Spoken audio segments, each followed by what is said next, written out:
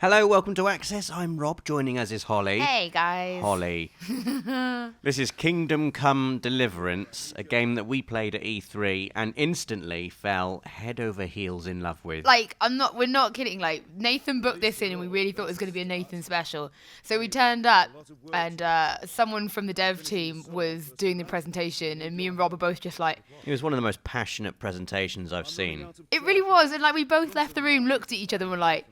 Yeah, I'm really digging this. I love I'm this totally game. digging I this. love this game. Basically, if you don't know what Kingdom Come Deliverance is, it is a historically accurate open-world role-playing game set in 15th century Europe. Yeah, specifically, this takes place in 1403. 1403. If you want to be really funny about it. But it's to do with the Kingdom of Bohemia and the idea of this. The Bohemian king has died. He doesn't really leave a strong and stable heir.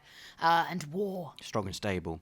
You see what I did there? And the King of Hungary is involved in some way. It's a real-life historical conflict. The game has real-life towns that actually existed. Some of the characters and people. In fact, actually, the developer said all of the people, all of the characters you meet, actually existed, are actual historical characters. I love all this kind of stuff. And so, if you're looking at this game now, you can look at the waypoint at the top there, how it's displayed, how your life bar and stamina bar is displayed, and you're probably thinking to yourself, that looks a bit like Oblivion. Which is basically the reason why me and Rob are both like... I mean, totally digging this. It kind of looks and plays a bit like what Oblivion might if it was set in the real world instead of a fantasy land. Yeah, it's one thing. There's no dragons in this. No. There's no Viking magic. You're genuinely just a normal human. And that's what's one of the really intriguing things about it, because you're getting to explore a setting that I don't think we've ever really explored in a video game before. There are a bunch of games that take inspiration from 15th century Europe and kind of old-style European settings, medieval settings for their fantasy games. But we've never really explored a game that's set in the real world in this time. No, in Europe. Everyone wants to put dragons into everything. Yeah. And it looks so much like the rural Europe as well. Oh, I love this. Literally, when we were watching the presentation fight. and they switched into first-person battle mode, me and Rob both gave each other this look, and we were like, I mean, this was like a little conversation you have with this guy. They were keen to stress that you can play through almost the entire game, if you're careful, without doing much fighting at all. Yeah, they said there's a couple of people you have to kill, but besides ones you have to, you can literally do the whole game without killing anyone. Yeah. So they're really, really, really big on your story and your options. So we were chatting to this guy and we didn't have a high enough speech level, so we failed when we tried to sort of go after him. Yeah. And then that meant later on other options become available that weren't available. It's so in depth. It's so in depth. A really interesting thing, wasn't it, when they showed us that conversation where you failed the conversation, you failed to convince the man of something, you ended up fighting him. But the fact that you failed the conversation actually gave you an additional conversation option later on in the game. And so everything you do has an effect and can have an effect on other conversations and other story elements later on in the game, whether or not you do them well or you do them badly. Yeah. There's no real fail state. No. You can successfully convince a man to not punch you in the face, or you can't. Yeah. And the story will flex convincingly around that. Yeah, and for example, there are certain skills you can unlock, so everybody has a badass. It is literally called badass. I love this. Point system, and you've got one for being able to use talking kind of skills, and you can unlock skills that will let you see what the other person's points are. So if you want to challenge them, you get this idea of whether or not you can beat them. And I did love that. And the guy actually called it a badassness rating. Yeah, so if you're in full armor and you've killed someone and you're covered in blood, your badass rating badassness is high, and so other people in the game may be afraid of you. Well, we should quickly mention the dice minigame that's happening here. I love a good minigame. You do a little bit of in-game gambling. And this reminds me of Liar's Dice from Red Dead Redemption, one of my favourite in-game minigames ever. This is similar. slightly different rules, but it's a good old-fashioned tavern game, isn't it? Isn't it? Oh, I love it. I honestly, it's really hard to pinpoint, but there's something about this game that just utterly charmed me and I Rob. think what it was for me, Holly, was when I saw one of the quest objectives, and one of the objectives was buy ale from the tavern, which I can get on board with a game that's got objectives like that. We should say this is actually pretty much the beginning of the game. Yes. Where, nothing's really kicked off yet, but it's a lovely, just to show the world and, show how the quests work and show the idea of the story. So, if you had got into a fight earlier on now, this bit would have other options that it didn't before because you couldn't get the money off the man that your dad asked to go get, so you could buy the things your dad asked to buy. Yeah. So now you're having to help these people and get them to help you. It's just a whole bunch of things that didn't need to happen. Well, they're trying to convince you to help them do a thing, like a bad thing. And I think if you end up fighting that guy earlier on, you can say, okay, I will do this thing for you if you help me take care of that guy who beat me up earlier. Obviously, if you don't get into a fight with that guy, that won't come up as a dialogue option in this conversation here. So, I mean, I think the idea is we're throwing poo at a house. Yeah, so obviously there's... 15th century trick-or-treating. Basically... Trick or treat. We're going to egg your house. I'm going to poo your house. That is awful. I can't believe we're having this conversation.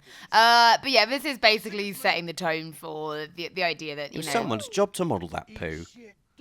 Well, these are professionals. They're professional modelers, and sometimes you have to model poo. Oh, look, we're going to get into a poo fight now. No, I don't think... Hey, Hans, we're decorating your house for you. Oh, I love the dialogue.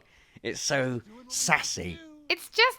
It just doesn't pretend to be anything fancy, and I kind of dig that. Yeah.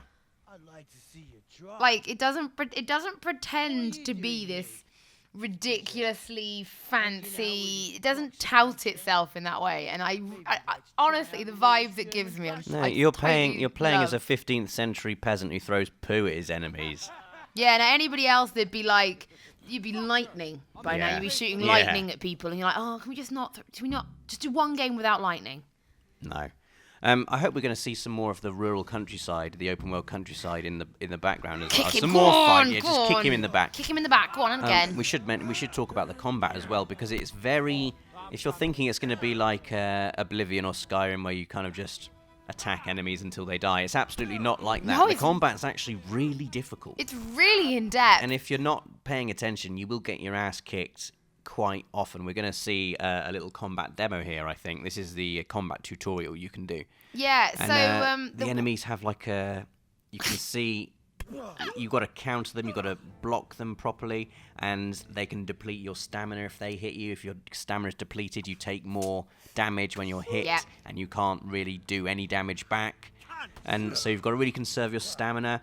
Each duel is very deliberate, and as I would imagine a one-on-one sword fight in ancient times would be. And if you manage to get a successful perfect block, you do get a little window of opportunity to do a counterattack. But you just saw there, it goes green if you've got the chance to counter. Yes. But everything, the mail you wear, so the armor and chainmail you wear. At one point, we put heavy armor on. You know how knights have the visors. Yeah. It's this is the best armor you can wear. It's super heavy, but you're going to be really slow and totally overcumbered. But it also had the visor, so I thought that was your amazing. vision was totally obscure. But he's you can barely see anything, but you've got the best armor on. It was super. I was really down with that. That's a kind of nerdy thing I can really get on board with.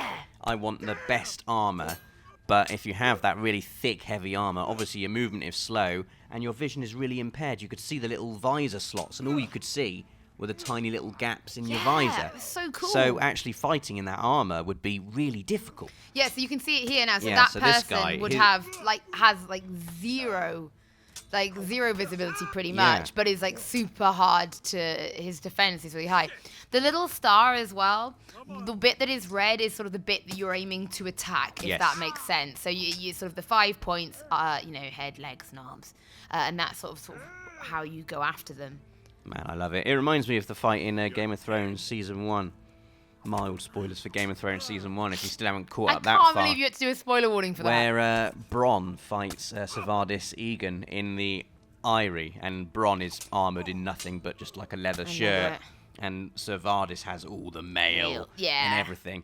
Brom wins because he's just got amazing maneuverability and high visibility.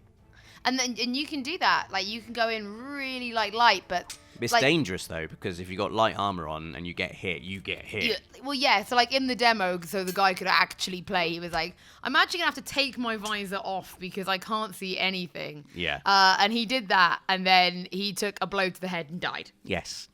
So the combat is difficult. It really is. So here's a skirmish which is about to happen. Oh, just look at the world. Can we just have a look at the? Yeah, I'm actually really impressed. It looks like Europe, doesn't it? It does. It kind of looks like Britain. It looks like where I live, like the fields around and the old villages. Oh, but it's so beautiful, and it's kind of refreshing to see a world like this that isn't populated with fantastical, amazing fantasy stuff all over the place. It's just some trees and some fields. Like, don't get me wrong, like I dig all that. I'm like obviously a huge Witcher fan. Yeah, I love totally. Dragon Age. But like I like the fact that this just it's not having to do any of that. Yeah. So this skirmish here, when we did the demo, he just sort of ran in. He was like, if you run in, you'll trigger the battle, and you'll fail it if too many of your men die. Not even just you, if too many of your men die. Mm-hmm. So he was like, you could even like take a bow and arrow and like go up and around the side and like rain arrows down on people if you wanted to. He did say if you manage to kill their commander, you just win. Yeah, but imagine he's going to be hard as nails. Really hard. He didn't. And God bless him. He didn't. I think he was very excitable during the demo because. He didn't. He forgot to equip his sword and just sort of was punching people. It was quite funny. I haven't got my sword. I'll just fight him anyway with my hands. So we're going to see some. Yeah, see, there's the first shot, and now the battle begins. Oh, I'm just. That guy hasn't got a sword equipped. Oh, we've drawn someone here. But he's got a shield, though. Got a shield. Oh, that was a successful parry. So whoever's playing this knows what they're doing. Here we go. There it is. So this is the view you get when you're wearing the heavy armor and the visor. Look at that. So your visibility is drastically reduced, but obviously you're very well protected. Yeah. That, I don't know, that is tough. So you can kind of see the guy you're fighting, but if someone came at you from the side, you wouldn't stand a chance of seeing them. No, you've seen a back to bow. And I like the idea you can just switch out to bow and arrow. Oh, no, come on. Come on. Oh, right in the eye. Oh, mate, that was like a 360 no-scope with a bow and arrow. Great. Although there was no no-scoping and no Bleeding. 360. Not in 1403, No, no. you couldn't 360 no-scope in 1403. I just think I love this game, Holly. I can't wait to play this. I really can't. I can't describe it to the Access listeners. We literally came out of the presentation, looked at each other grinning, and we're like, yeah. I mean, the title of this video is this Elder Scrolls in real life, which is quite a crass description of it. But I don't know how else to describe it. If you don't, it's the structure of the game. It's an open world role-playing game, and it is set in real life, not Fantasyland.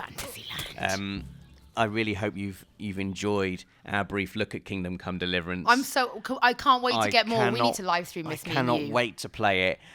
Please do let us know in the comments what you think of the game, and if you're looking forward to it, I thoroughly recommend you check it out. God. And please do stay with us because we have absolutely loads more coming up from E3.